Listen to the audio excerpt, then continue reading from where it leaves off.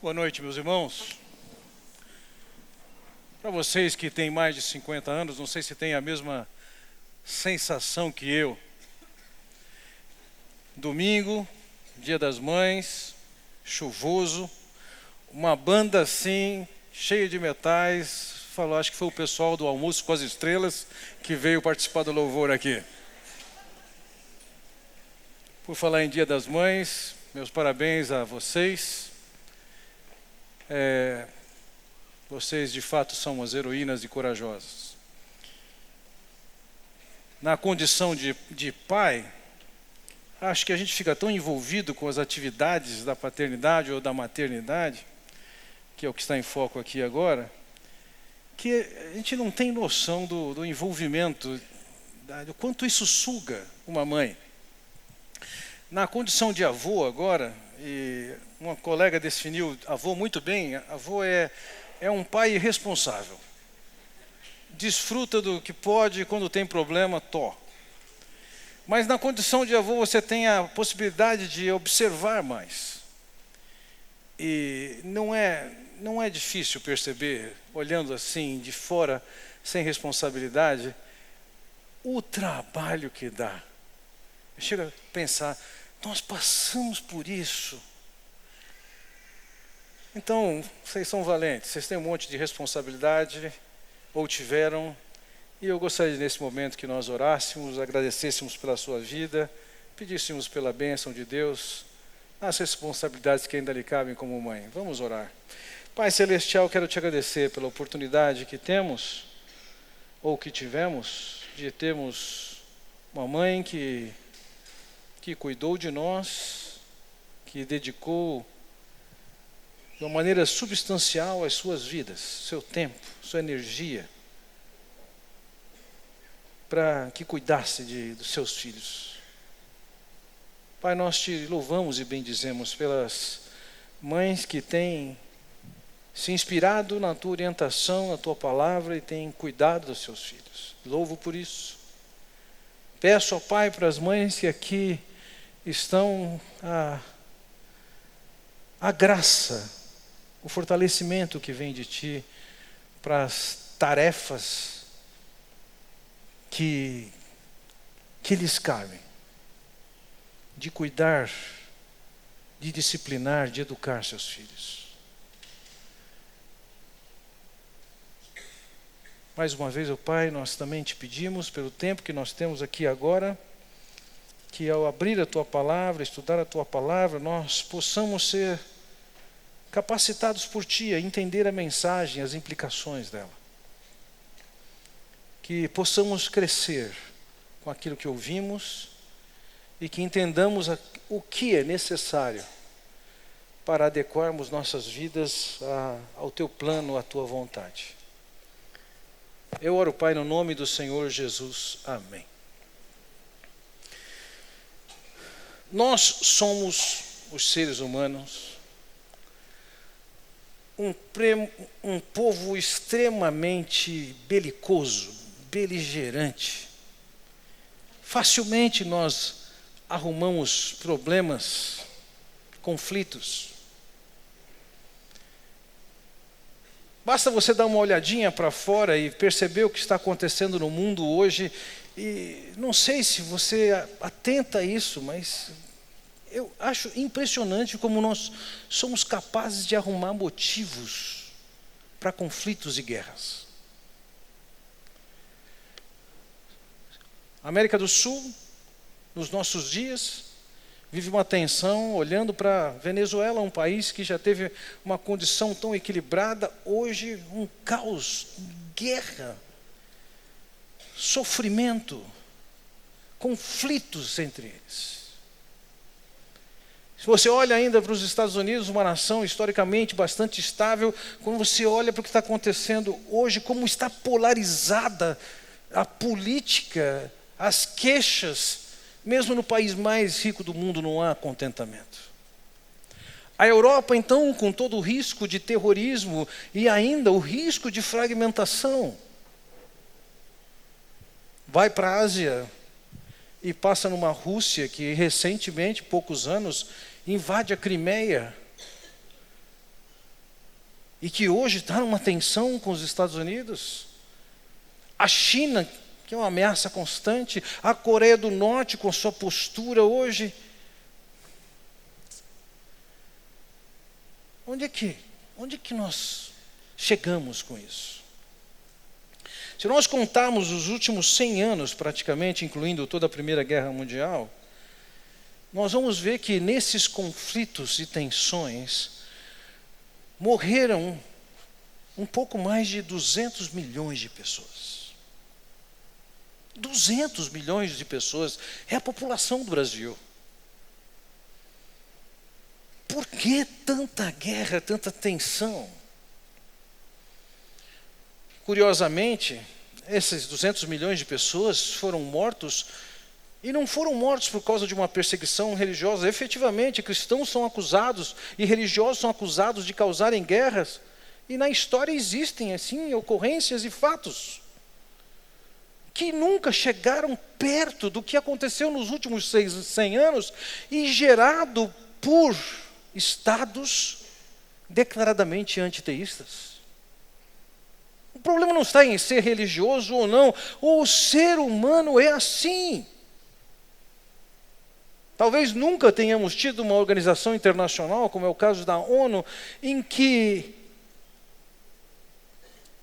é tão grande e tem tantos recursos e empreende tantos esforços para pacificar a sociedade. E ela é insuficiente para fazer isso, e ainda mais, algumas vezes, seus agentes são vítimas dessa violência e mortos por causa dessa violência que é inerente ao ser humano. Isso não era diferente nos dias de Paulo, quando Paulo escreve sua carta aos Efésios. Quem dominava era o Império Romano. Éfeso era uma capital romana na Ásia. Quem discordava da política de Roma podia conhecer a força esmagadora de um exército disciplinado que massacrava aqueles que se levantavam contra. Nós, seres humanos, somos capazes de produzir todo tipo de conflito por qualquer tipo de motivo. Enquanto as Escrituras apresentam Deus como alguém que é pacificador. Deus é pacificador, e eu queria passar para vocês essa noite essa visão, que a obra de Cristo foi eminentemente pacificadora, e a seu tempo todas as coisas chegarão no contexto da paz, mas quando Cristo morreu naquela cruz, ele tinha um propósito de pacificação.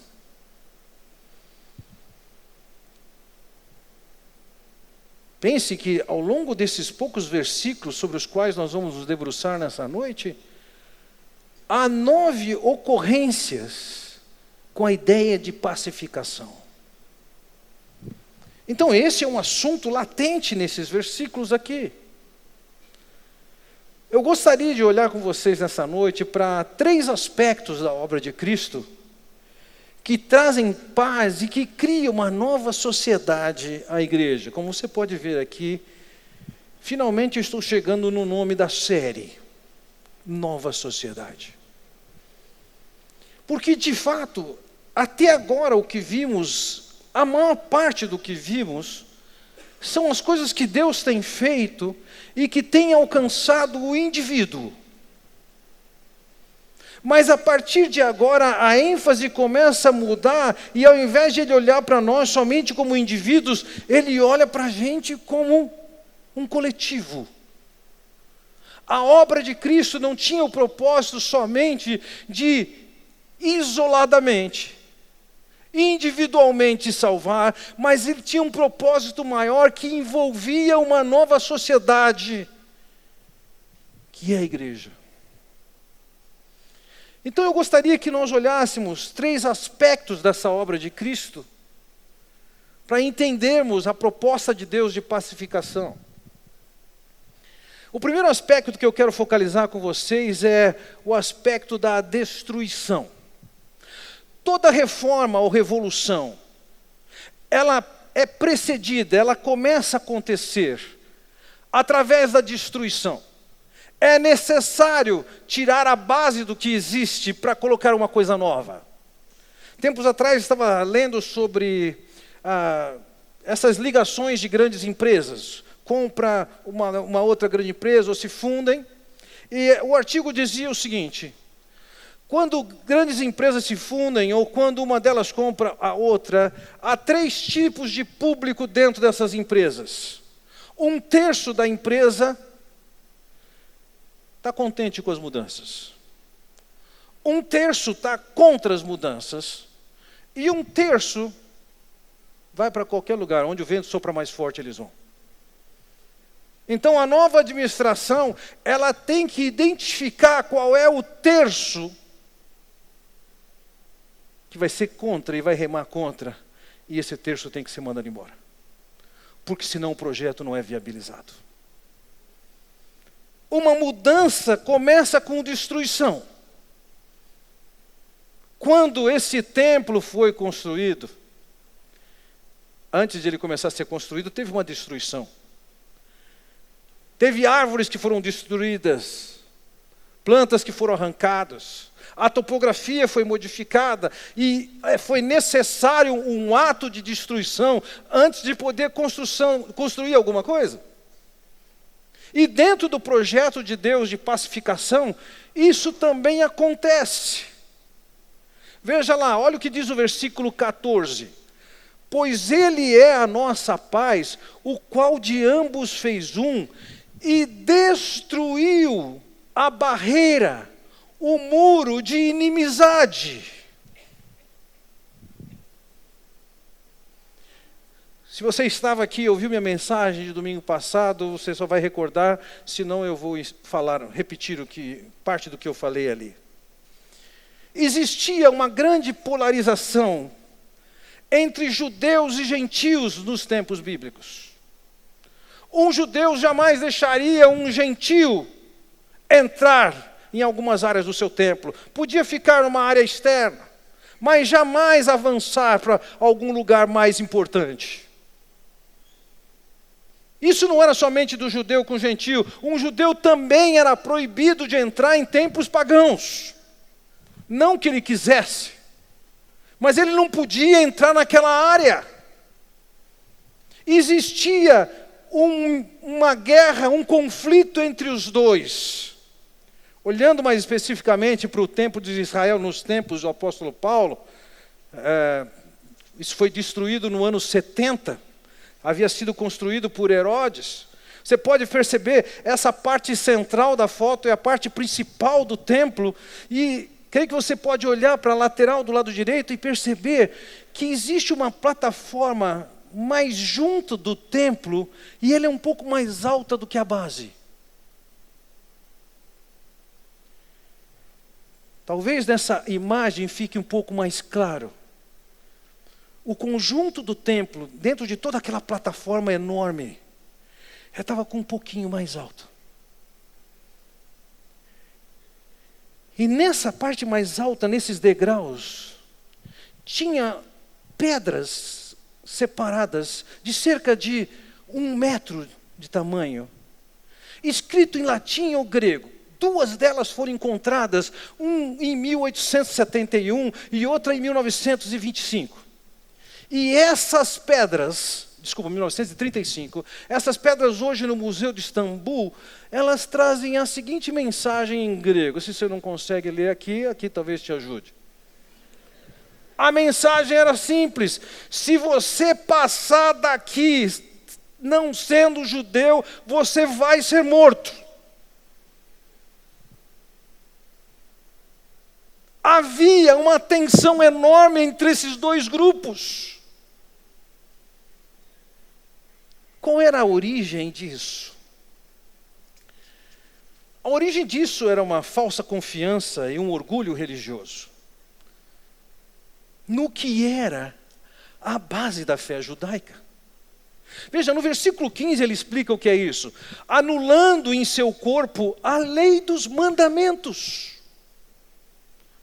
O muro, o impedimento que tinha entre os dois, era formado por causa da lei dos mandamentos, ou seja, os judeus haviam recebido a mensagem de Deus, a revelação de Deus, com ela os mandamentos, cobrindo diversas áreas da vida, moral, agricultura, saúde, alimentação.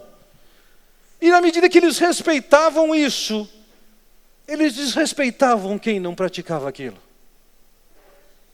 Quem não era circuncidado, como vimos na semana passada, eram chamados com desdém de incircuncisos. Havia um orgulho pela posição, pela lei que eles tinham. E, consequentemente, um desprezo pelos demais. Mas vejam, o que talvez fosse um motivo de orgulho, não era para ser, era a lei dos mandamentos, eles tinham a revelação. E o texto aqui diz que nesse novo projeto de Deus, Deus anulou a lei dos mandamentos. Mas por quê? O que significa isso? Para isso nós precisamos entender antes o que era, qual era o papel da lei de Deus. Eu creio que em toda a minha vida, todo o meu ministério, eu não tenho tratado uma questão tão constantemente quanto essa, tentando esclarecer o propósito de Deus quando Ele deu a lei dele. É comum as pessoas pensarem que Deus deu a sua lei para a gente obedecer. Agora veja o que o apóstolo Paulo vai dizer num outro lugar, em Romanos capítulo 3, ele diz: ora, sabemos que tudo que a lei diz, aos que vivem na lei o diz, para que se cale toda a boca e todo mundo seja culpável perante Deus. Veja, por que é que Deus deu a lei dele? O apóstolo Paulo diz aqui claramente, para que você cale a boca e se reconheça culpado. A lei não tem nenhum propósito, porque ela é incapaz de aperfeiçoar quem quer que seja. A lei, ela te dá condições de perceber o quanto você está errado. Se você ler lá, não, você tem que adorar somente a Deus e servir somente a Deus. Você não pode matar. Você não pode dar falso testemunho. Você fez a declaração de imposto de renda recentemente? Você não pode falar mentira. Você não pode adulterar. E vai colocando isso, e até que chega no 10º mandamento, e ele diz assim: não cobiçarás. Ele leva o nível da lei, da ação para o nível da intenção, ou seja, não é simplesmente o que você faz ou deixa de fazer, a lei contempla o que você pensa. Como o Senhor Jesus vai completar, ele vai dizer: Moisés vos disse, não matarás, eu porém vos digo, se você tiver odiado alguém no coração, já pecou. Moisés vos disse, não adulterarás, eu porém vos digo, se você olhar para uma mulher com intenções impuras, já adulterou. Então a lei, ela tinha um objetivo, ela tinha o objetivo de fazer você ver que você tem culpa. Não adianta você falar que não, isso aqui é a dona Marisa, isso aqui é a Marisa. Não, é você mesmo. A culpa é sua. Então, quando nós lemos a lei de Deus, nós temos a oportunidade de enxergar a nossa própria culpa. É o que ele vai dizer no versículo 20. Assim, a lei... Desculpe-me. Versículo 20. Visto que ninguém será justificado diante dele por obras da lei, em razão de que pela lei vem o pleno conhecimento do pecado. Ninguém vai ser aceito, aprovado, vai receber um selo de garantia de Deus, porque está obedecendo a lei. Ninguém.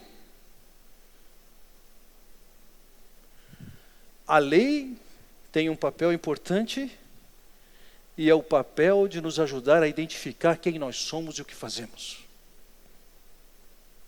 Esse é o papel da lei. Paulo, quando escreve aos Gálatas, falando sobre o mesmo assunto, ele diz: assim, a lei foi o nosso tutor até Cristo, para que fôssemos justificados pela fé. A lei é uma espécie de tutor. Ela tem um papel. Ela tem o papel de nos fazer ver que nós temos culpa e que precisamos chegar até Deus, que tem os recursos para providenciar o perdão para nós. Na medida que eu me aprofundo na leitura da lei e até na tentativa de obedecer à lei, eu chego à conclusão que eu sou incapaz de fazer isso. E sendo incapaz de fazer isso, eu vou para Cristo. Então a lei, ela tem um prazo de validade. Ela não passa de Cristo. Veja, versículo 25 ele diz: agora porém, tendo chegado à fé, já não estamos mais sob o controle do tutor. Sendo que a lei tem um papel de nos levar à consciência do nosso pecado, uma vez que nós temos consciência do nosso pecado e que conhecemos a solução que temos em Cristo, a lei deixa de ter importância. É como se você fosse fazer um exame, uma consulta, e o médico pedisse um exame, e no seu exame, na sua ecografia, na sua tomografia, ressonância, etc., ficasse identificado claramente o problema que você tem. Identificado o problema, o médico vai tratar você. O exame que você fez, seja ele qual for, não vai tratar você, ele só mostra o seu problema. O tratamento é outro, ou é uma cirurgia, ou é remédio. No caso da nossa culpa, a lei tem o papel de mostrar a culpa, mas ela não tem o papel de nos curar. Ela só é o meio de nos levar, reconhecendo que estamos culpados, diante do Deus de graça, que tem a solução para o nosso pecado. Então a lei está sendo destituída aqui do papel maior que tinha no ambiente judaico. E é isso, voltamos ao versículo 15, que ele anulou em seu corpo a lei dos mandamentos expressa em ordenanças. Então, não existe mais o povo que vive adorando uma lei, vivendo em função de uma lei, e por isso tem algum orgulho e direito de discriminar outros. Na obra salvadora de Deus, pacificadora de Deus, a primeira coisa que Deus fez foi a destruição daquilo que podia levar as pessoas ao orgulho que tinham. Não precisava levar, mas eles fizeram assim. Um segundo aspecto para o qual eu chamo a sua atenção da pacificação de Deus é a recriação.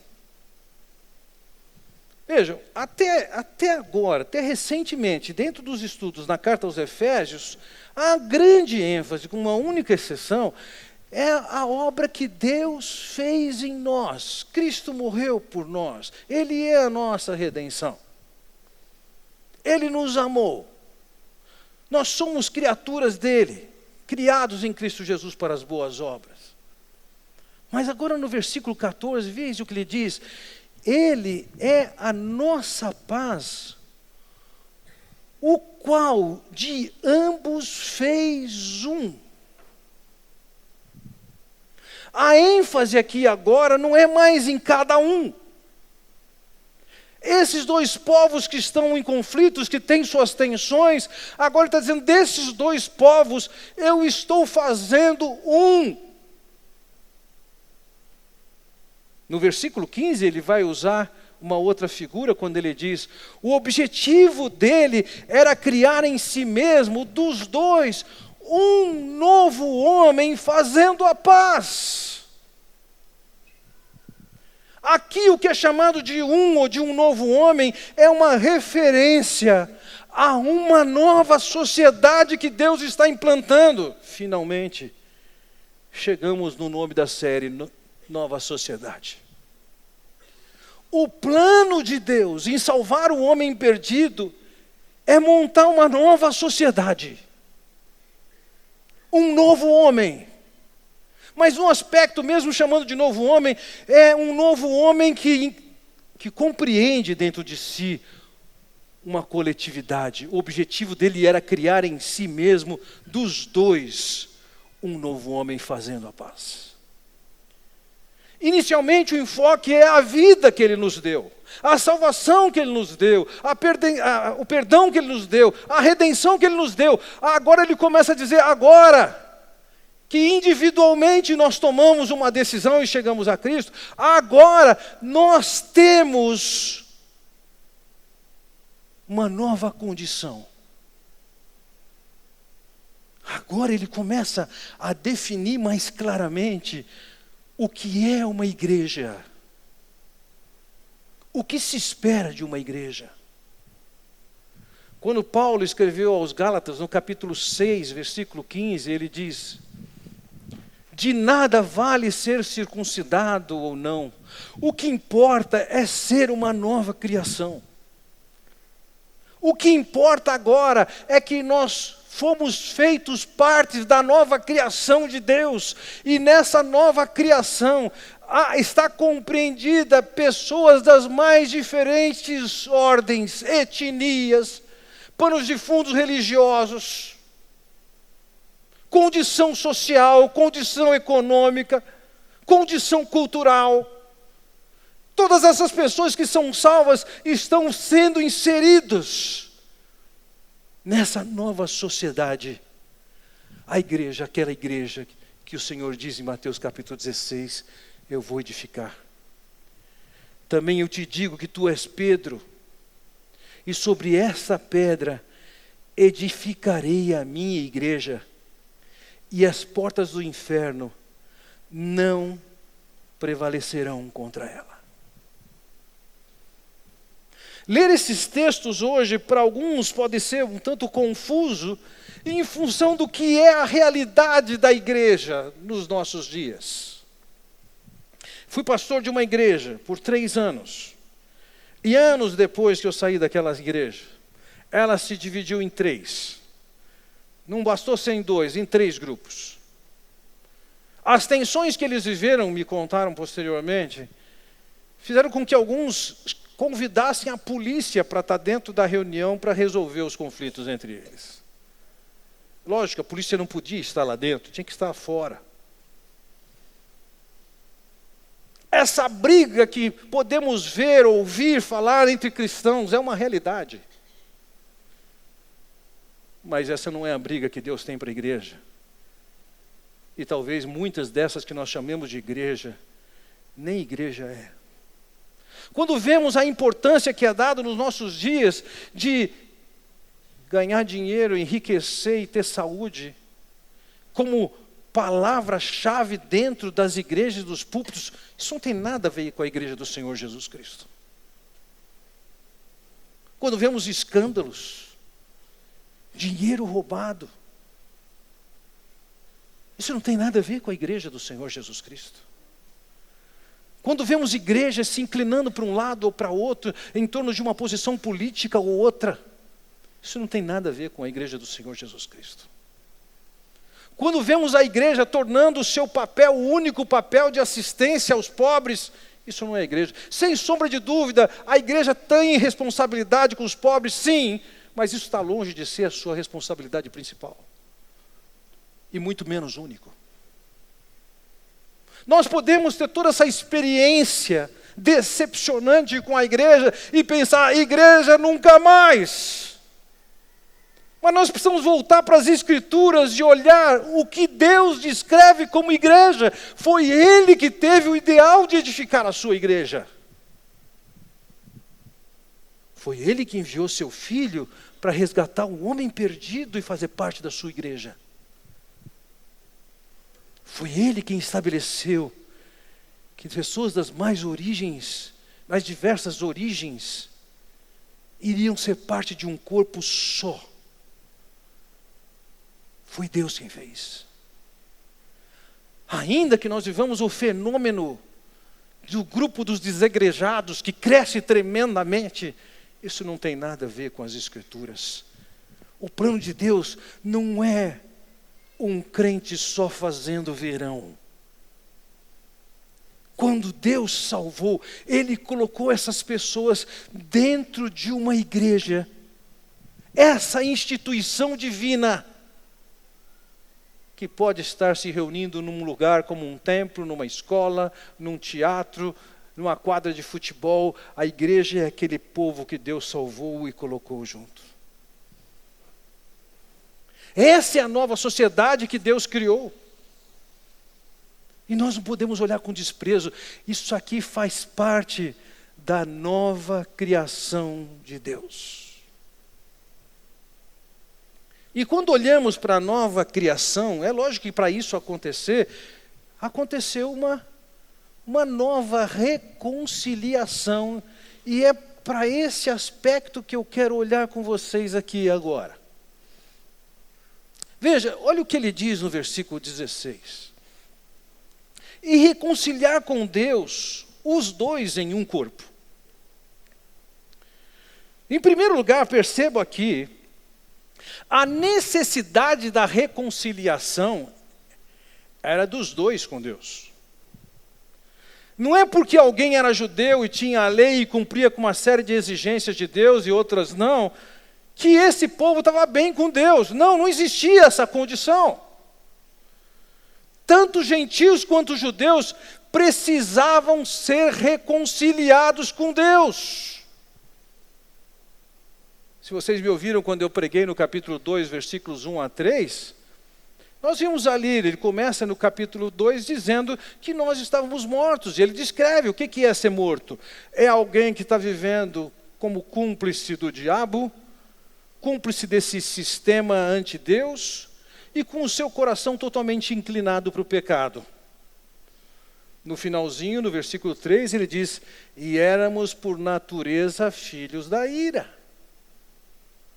O que significa isso? Ser filho da ira é uma maneira de dizer, a ira está sobre você. A ira de quem? A ira de Deus. Então há uma necessidade de reconciliação por causa do pecado humano. Veja, no versículo 16 ele diz aqui, e reconciliar com Deus os dois em um corpo por meio da cruz. Mas que necessidade é essa? Quero lançar a mão novamente de um outro texto do apóstolo Paulo. Olha o que ele diz no versículo 10, de Gálatas capítulo 3. Todos quantos, pois, são das obras da lei, estão debaixo de maldição. O que é essa mensagem aqui? Todo mundo que está tentando obedecer uma lei e de alguma maneira ser aprovado por Deus, aceito por Deus, essas pessoas estão debaixo de maldição. Todo mundo que acredita que pode por si mesmo fazer algo ou deixar de fazer algo para de alguma maneira ser aprovado, aceito, acolhido por Deus, ele diz aqui, você não está numa boa não, você está debaixo de maldição. Isso vale para judeu, vale para gentio, vale para as pessoas daquela época, vale para as pessoas de hoje. Todos que são das obras da lei, estão debaixo de maldição. E ele diz por quê? Porque está escrito, maldito todo aquele que não permanece em todas as coisas escritas no livro da lei para praticá-las. Veja, para você ser maldito, basta você não praticar toda a lei. Não matarás. Não adulterarás. Não dirás falso testemunho. E aí você pega o 10º mandamento que vai dizer, não cobiçarás. Todos esses mandamentos que Deus está dando ali, eles contemplam o nível da ação do que você faz, mas eles também contemplam o nível da intenção. O que você pensou em fazer. O que passou no seu coração hoje? O que você teve vontade de fazer hoje? Tudo que você teve vontade de fazer é publicável? Eu sei que não. A começar por mim. nós somos eminentemente pecadores. E nós podemos cumprir parte da lei, mas toda ela, ação e intenção, não. Não é só isso, veja que ele diz, aquele que não permanece, não é que você fica um tempo sem pecar. Você tem que permanecer nisso. Talvez você possa dizer assim, acho que nesses últimos 15 minutos eu não pequei. Mas com exceção dos hipócritas aqui, ninguém pode dizer assim, hoje eu não pequei. Você pode ficar um tempo curto sem pecar, mas você não pode permanecer sem pecar. É a sua natureza. Seja na ação, seja na intenção. Então vejam, se você cumpre toda a lei, no nível da ação ou da intenção, e permanece nessa condição, você não é maldito. Mas se você está na condição que todo ser humano está, ele diz aqui, você é maldito. Para você não ser maldito, você tem que praticar toda a lei, sempre, no nível da ação ou na intenção. Então, dada essa condição, nós precisamos de uma obra de reconciliação. É o que ele vai dizer no versículo 13 desse mesmo texto, quando ele fala, Cristo nos resgatou da maldição da lei, fazendo-se Ele próprio maldição em nosso lugar, porque está escrito, maldito todo aquele que for pendurado em madeiro. A obra de reconciliação que Deus propõe para nós é que o seu Filho é enviado por Deus, é dado por Deus, e Ele voluntariamente se entrega. Ele diz, ninguém tira a minha vida, eu a dou voluntariamente. Para naquela cruz, os pecados que nós cometemos fossem derramados sobre Jesus. E o juízo de Deus, a maldição que estava sobre nós, caiu sobre ele. Então nós fomos resgatados dessa maldição. Aqui está a obra da reconciliação.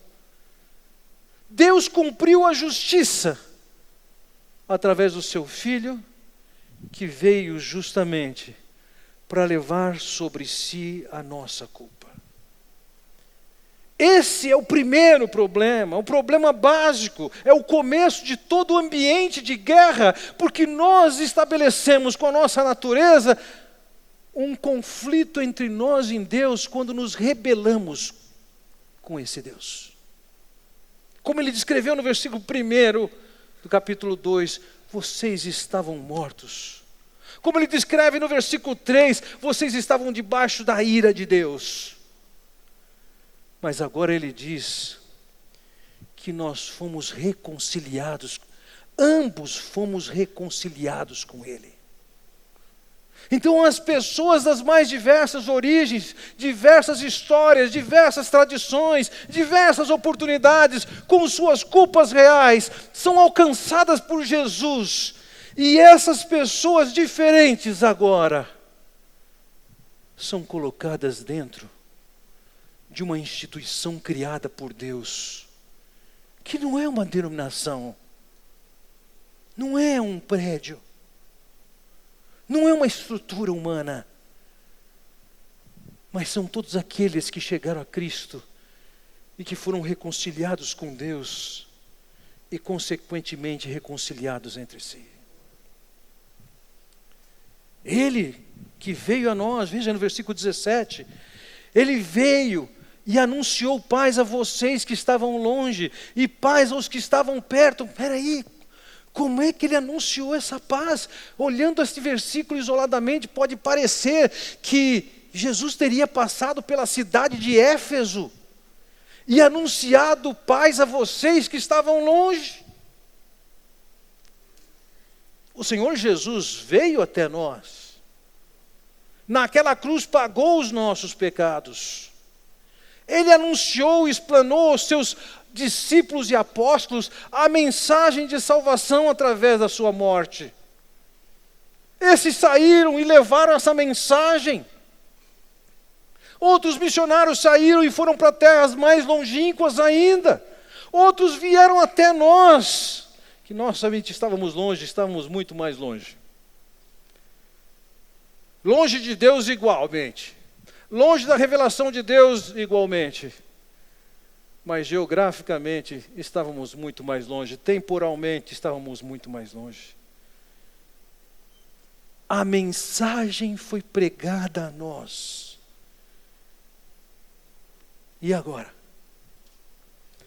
Veja, no versículo 18 então ele diz: pois por meio dele, tanto nós como vocês temos acesso ao Pai, por um só Espírito. Agora que nós fomos salvos, nós temos acesso a Deus. Antes não tínhamos. Classificados estávamos como mortos. Classificados como filhos da ira, debaixo da ira de Deus. E não tínhamos como chegar até Deus. Mas agora ele diz que através da obra do Senhor, através do que o Senhor Jesus fez, nós temos acesso ao Pai. Essa ideia de acesso é como se pudéssemos entrar e estar numa sala de uma autoridade. Não estou dizendo que é impossível, mas todos nós teríamos dificuldade de chegarmos na prefeitura de Campinas e irmos à sala do prefeito. E mais dificuldade ainda de irmos ao Palácio do Governo do Estado de São Paulo, na capital, e entrarmos na sala do governador. E mais dificuldade ainda de irmos a Brasília, e lá no Planalto entrarmos no gabinete do presidente da República. Mas por conta da obra do Senhor Jesus Cristo, nós temos acesso à presença de Deus. E não é um acesso que nos foi dado lá no passado e ponto, não. Nós agora temos a liberdade de, por Jesus, chegarmos à presença de Deus. E uma vez que todos nós fomos pacificados com Deus, nós identificamos que não temos nenhum motivo de achar que nós somos os tais e alguém é nada. Ou tratarmos com desdém outra pessoa, não.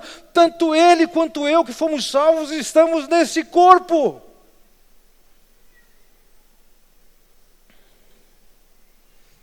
Eu me lembro anos atrás, viajando numa canoa, um curte, lá em Roraima, e junto conosco um índio Yanomami, chamado Mauás. Seu jeito de se vestir, totalmente diferente do nosso. Seus padrões de higiene, totalmente diferente dos meus. Seu conhecimento da mata, fantástico. Eu era um ignorante pior que uma criança dentro daquele ambiente. Sua língua, não entendia nada. Mas ele havia conhecido o Senhor Jesus Cristo. E nós fazíamos parte da mesma igreja de Deus. Somos essa nova sociedade. Foi estabelecida a paz entre nós e Deus. Foi estabelecida a paz entre o povo que entra na igreja. Antes, estávamos em conflito, não tínhamos esperança. Estávamos sem Deus, mas agora nós temos acesso à presença de Deus. E junto com pessoas que pensam de maneira diferente da gente, que vivem de maneira diferente da gente, mas que foram igualmente resgatadas pelo Senhor Jesus Cristo. Concluindo minha mensagem, meus irmãos, eu quero trabalhar com vocês com duas considerações. Vejam, no versículo 18 ele diz: Por meio dele, tanto nós como vocês temos acesso ao Pai por um só Espírito. A provisão que Deus nos concedeu em Cristo é que todos nós temos acesso ao Pai. É possível que você somente agora esteja ouvindo da mensagem da obra de Cristo e do fato de que houve uma ação redentora, pacificadora, para que agora, porque os seus pecados foram pagos na cruz, entenda isso, você pode chegar até Deus não pelos seus méritos, mas pela solução do Senhor Jesus Cristo. Ele morreu naquela cruz. Ele já pagou os pecados de todos nós. E nós podemos chegar até Ele, que Ele nos acolhe. A solução final já foi provida pelo Senhor Jesus Cristo. Agora, isso não foi somente lá para trás. Nós somos o povo que temos acesso e que temos que buscar esse Deus, a presença desse Deus constantemente. Seja em oração, seja na reflexão da palavra, na leitura da palavra, nós somos o povo que foi chamado para desfrutar da presença de Deus, para andar com Deus. Não esqueçam disso.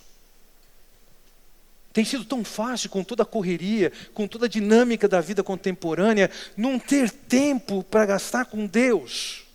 É o seu trabalho, é a escola, é o Facebook, tanta coisa que consome seu tempo. E você diz, eu não tenho tempo. Não tenho tempo para sentar, para ler a palavra, para estudar a palavra, para gastar um tempo em oração.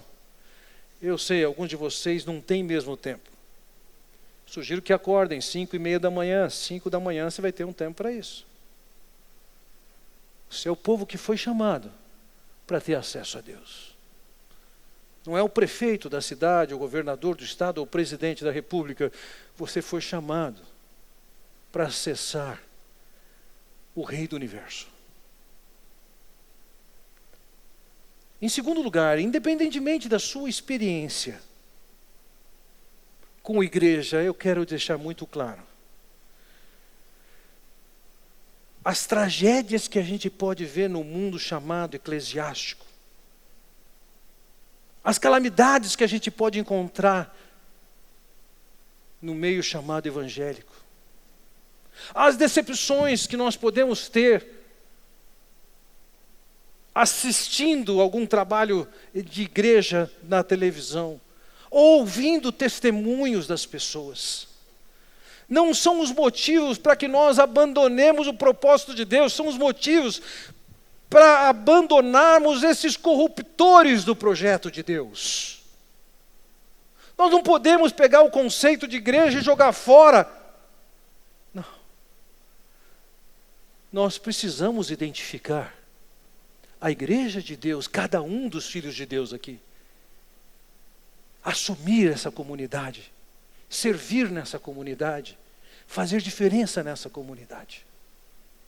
Com toda certeza, daqui a algum tempo, nenhum de nós vai estar aqui. Todo mundo vai morrer. Não é a melhor coisa para dizer no Dia das Mães, mas olha, todo mundo vai morrer.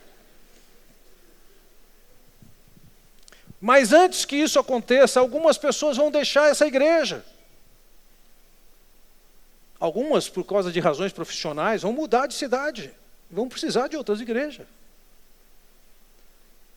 Alguns passam por aqui e estão avaliando e vão chegar à conclusão de que não é essa a igreja. Independentemente de onde você estiver, entenda isso. Igreja não é fruto de uma ideia ou de um capricho humano, ainda que alguns tornaram uma igreja, ou assim chamada igreja, algo de capricho humano.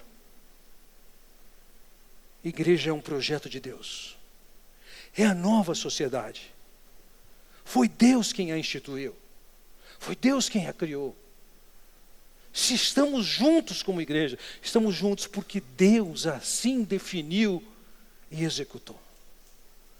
Então todos nós precisamos, além de manter a nossa relação de acesso a Deus, o canal aberto e buscarmos a sua presença constantemente, nós precisamos avaliar e entender o que é esse projeto de Deus. E onde nós estamos? Porque nós somos uma nova sociedade que funciona num mundo em guerra e que temos um papel a exercer aqui. E ao longo de vários dos próximos domingos, esse é o nosso tema, porque é o tema do apóstolo Paulo em os Efésios. Entenda seu papel. Execute seu papel. Vamos orar. Pai Celestial, quero te agradecer pela oportunidade que temos de refletir na Tua Palavra, entender a Tua Palavra e nos alegrar com o fato de que o Senhor mesmo desenhou o que seria essa nova sociedade, esse novo povo que tem acesso a Ti e que se reúne em torno de Ti, a Tua igreja. Que cada um de nós aqui possa entender e desfrutar da reconciliação que há em Jesus e viver na realidade de uma nova sociedade que se reúne em torno de Ti, com pessoas das diversas origens, mas resgatados por Jesus e membros da mesma sociedade. Ó Pai, vem nos abençoar, estimulando-nos a Te buscar, a andar contigo e a viver e cultivar a paz entre os irmãos. Eu oro em nome de Jesus. Amém. Deus nos abençoe.